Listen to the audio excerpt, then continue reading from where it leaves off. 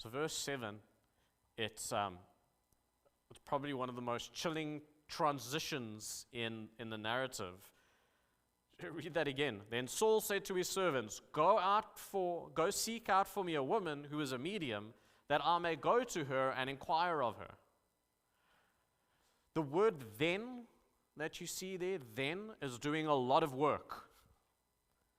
It doesn't come out of nowhere.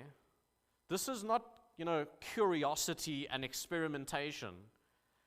This is what happens when silence from God meets a heart that won't repent.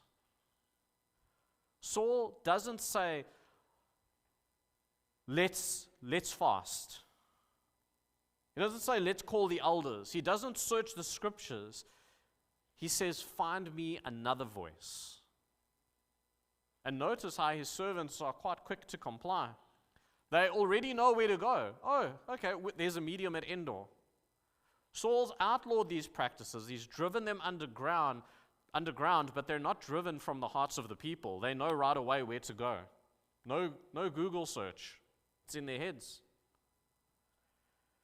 Religious reform, religious changes in society without a renewed spirit always produces hypocrisy in the shadows. See that here? And here's the second major insight from the passage. When we refuse God's appointed means, the way God has designed for us to connect with Him, we will always look for unauthorized substitutes. Look at verse 8. It kind of slows down the scene. So Saul disguises himself, puts on other garments, and went, he and 2 men with him, and they came to the woman by night. It's almost like everything is symbolic. Night, disguise, secrecy. Can you imagine it? This king who once stood head and shoulders above all of Israel is now humbled and crouched and cloaked, slipping through the dark. The anointed ruler of God's people is sneaking like a criminal to do what he himself condemned. Listen, sin always degrades before it destroys.